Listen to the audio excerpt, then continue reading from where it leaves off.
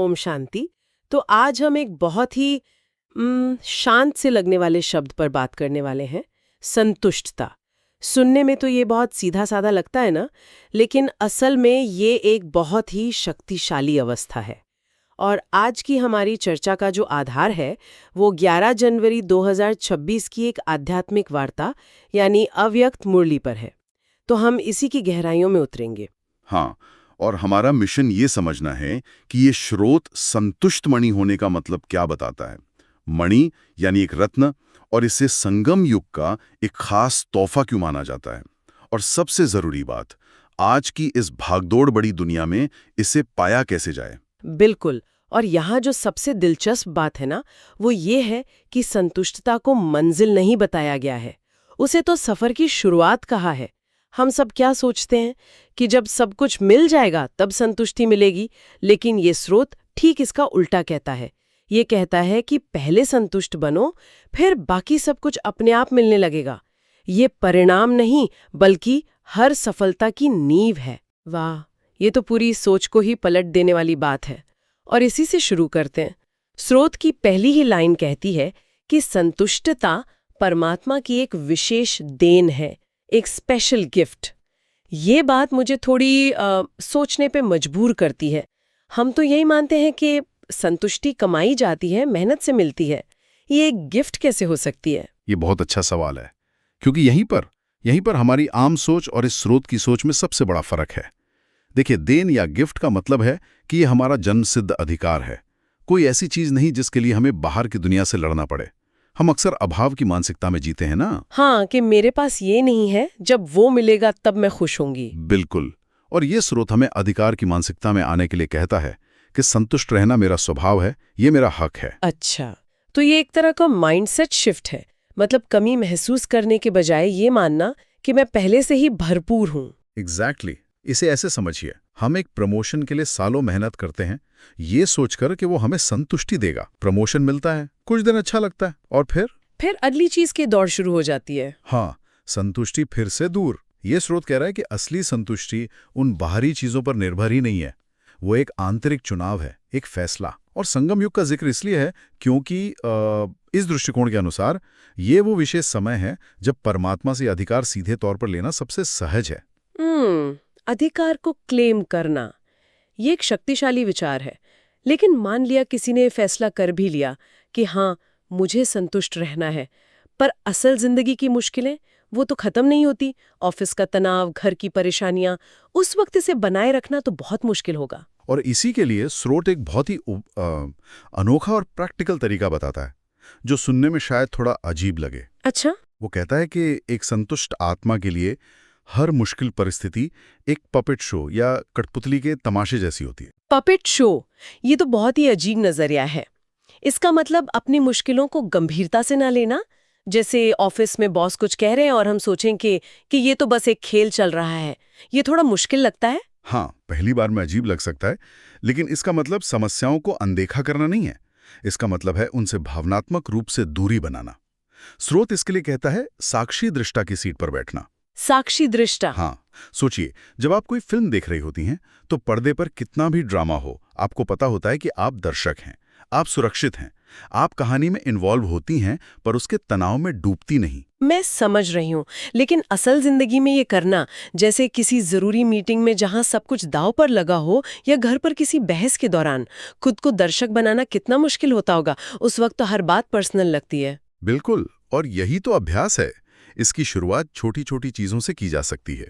जैसे आप ट्रैफिक में फंसे हैं और गुस्सा आ रहा है, उस वक्त खुद को एक्टर की तरह देखने के बजाय एक दर्शक की तरह देखें और सोचें, वाह, आज की कहानी का ये सीन ट्रैफिक जैम है, देखते हैं हमारा हीरो यानी मैं इसमें कैसे शांत रहता है। तो ये खेल बन जाता है। हाँ, और जब आप इस तरह छोटी परिस्थितियों में अभ्यास करते हैं तो धीरे धीरे ये आदत बड़ी परिस्थितियों में भी काम आने लगती है। आप स्थिति के भावनात्मक खिंचाव से बाहर निकल आते हैं। तो ये तकनीक मुश्किल को खत्म नहीं करती, बल्कि उसके जहरीले असर को खत्म कर देती है। मतलब हमारे मन पर जो बोझ पड़ता है उसे। आपने बिल्कुल सही पकड़ा। परिस्थितियां शायद न बदलें, लेकिन उन परिस्थितियों में आपकी आंतरिक स्थिति बदल जाती है। जहां पहले तनाव और चिंता थी, वहां अब एक तरह की दिलचस्पी और मनोरंजन आ जाता है। लेकिन यहाँ मेरे मन में एक सवाल आ रहा है, क्या इसमें ये खतरा नहीं है कि व्यक्ति इतना साक्षी हो जाए कि वो दुनिया की समस्याओं से भावनात्मक रूप से कट जाए, मतलब उदासीन या बेपरवाह हो जाए? ये बहुत जरूरी सवाल है और स्रोत इसका बहुत सुंदर जवाब देता है। साक्षी होने का मतलब पत्थर दिल होना नहीं है। एक अच्छा दर्शक कहानी के पात्रों के दर्द को महसूस करता है, लेकिन वो उनके दर्द में रोने नहीं लगता। वो समझता है कि ये एक कहानी है। सही। इसी तरह एक साक्षी दृष्टा दूसरों की तकलीफ को समझता है, लेकिन वो उस तकलीफ में डूबकर अपनी शक्ति नहीं खो देता है। और क्योंकि वो अपनी शक्ति बनाए रखता है, तभी तो वो दूसरों की मदद कर पाता है। और यहीं से हमारी चर्चा एक बहुत गहरे पहलू की तरफ मुड़ती है। मतलब जब कोई अपनी आंतरिक स्थिति को संभालना सीख जाता है, तो उसका काम सिर्फ अपने तक सीमित नहीं रहता। बिल्कुल नहीं। असल में यहीं से उसकी असली जिम्मेदारी शुरू होती है। जब आप खुद संतुष्ट और शक्तिशाली महसूस करते हैं, तभी आप दूसरों को वो शक्ति दे सकते हैं। स्रोत में सकाश देने की बात कही गई है। सकाश, इसका ठीक मतलब क्या है? क्या ये कोई दुआ या अच्छी भावना भेजने जैसा है? ये उससे कहीं ज्यादा गहरा है। सकाश का मतलब है अपनी शांति, अपनी शक्ति और अपनी संतुष्टता की किरणों को संकल्प के द्वारा दूसरी आत्माओं तक पहुंचाना। ये एक तरह की आध्यात्मिक ऊर्जा का दान है। स्रोत इशारा करता है कि आने वाला समय बहुत नाजुक होगा। लोग मानसिक और भावनात्मक रूप से बहुत अशांत होंगे। ऐसे में जो आत्माएं संतुष्टता के इस खजाने से भरपूर हैं, उनका ये कर्तव्य होगा कि वे दूसरों को ये रूहानी रोशनी दें। यह तो एक बहुत बड़ी जिम्मेदारी लगती है। लेकिन स्रोत में एक और बात कही गई है जो मुझे सचमुच चौंका देती है। वो ये कि जो आत्माएं आज कैश देती हैं, वे भविष्य में द्वापर और कलयुग में इष्ट देव बनती हैं, और जिन्हें मदद मिलती है वे उनके भक्त बन जाते हैं। ये बात तो हजम करना थोड़ा मुश्किल है। क्या इसका मतलब ये है कि आज की गई सेवा भविष्य में पूजा का आधार बन सकती है? हाँ, और ये इस पूरी चर्चा का सबसे गहरा हिस्सा है। स्रोत का इशारा इसी तरफ है। ये समय के चक्र को एक नए नजरिए से देखने जैसा है। ये बताता है कि देवता कोई जन्म से मिली पदवी नहीं है, बल्कि ऊंचे और निस्वार्थ कर्मों का परिणाम है। जब कोई आत्मा बिना किसी उम्मीद के सिर्फ रहम की भावना से किसी दूसरे दुखी आत्मा को शांति की शक्ति देती है, तो वो एक ऐसा गहरा संबंध बना लेती है जो सिर्फ इस जन्म तक नहीं रहता। तो यह एक तरह का आध्यात्मिक कर्ज है जो दूसरी आत्मा पर चढ़ जाता है और वो उसे भक्ति के रूप में चुकाती है। कर्ज शायद सही शब्द न हो, आभार या कृतज्ञता ज्यादा बेहतर है। सोचिए, जब आप बेहद मुश्किल में हों और कोई आकर आपको बिना किसी स्वार्थ के सहारा दे, तो आपके दिल में उसके लिए हमेशा एक खास जगह बन जाती है। हाँ, बिल्कुल। ये उसी भावना का एक बहुत बड़े युगों तक चलने वाले पैमाने पर विस्तार है। आज की निस्वार्थ सेवा भविष्य के लिए एक आध्यात्मिक विरासत तैयार करती है। ये समझना वाकई अद्भुत है। तो संतुष्टता सिर्फ व्यक्तिगत शांति नहीं है, ये एक शक्ति है जिससे हम दूसरों की मदद कर सकते हैं, और वो मदद भविष्य के इतिहास को भी आकार दे सकती है। तो इस ऊंची स्थिति को लगातार बनाए रखने के लिए क्या कोई और तरीका है? चर्चा के अंत में स्रोत 2 शक्तिशाली उपकरण देता है। पहला है एक वरदान कंबाइंड स्वरूप की स्मृति में रहना। इसका क्या मतलब है? कंबाइंड स्वरूप का मतलब है उस सर्वोच्च शक्ति जिसे स्रोत में बाबा कहा गया है, उसके साथ अपने जुड़े हुए रूप का अनुभव करना। यह सिर्फ एक विचार नहीं है, बल्कि एक गहरा एहसास है कि मैं अकेली नहीं हूं, मैं और मेरा बाबा साथ हैं। यह स्मृति अकेलेपन, कमजोरी और डर की भावना को जड़ से मिटा देती है। जब किसी को यह पक्का यकीन हो जाता है कि सर्वशक्तिमान साथी उसके साथ हर पल है, हर काम में है, तो बड़ी से बड़ी मुश्किल भी छोटी लगने लगती है। स्रोत कहता है कि यही स्मृति व्यक्ति को कल्प का अधिकारी बनाती है। मैं और मेरा बाबा, ये याद सचमुच हर बोझ को हल्का कर सकती है। और दूसरा उपकरण एक नारा है। स्रोत कहता है कि यदि हम स्वयं के टीचर बन जाएं, तो हमारी सभी कमजोरियां अपने आप खत्म हो जाएंगी। लेकिन यहाँ मेरे मन में एक सवाल है। अक्सर हम अपनी कमजोरियों को देखने से ही कतराते हैं, है ना? तो खुद को निष्पक्ष होकर सिखाना तो और भी मुश्किल है। जो व्यक्ति पहले से ही कमजोर है, वही खुद का शिक्षक कैसे बन सकता है? ये एक बहुत ही व्यावहारिक सवाल है। स्वयं का टीचर बनने का ये मतलब नहीं है कि आपको पहले दिन से ही एक परफेक्ट टीचर बनना है।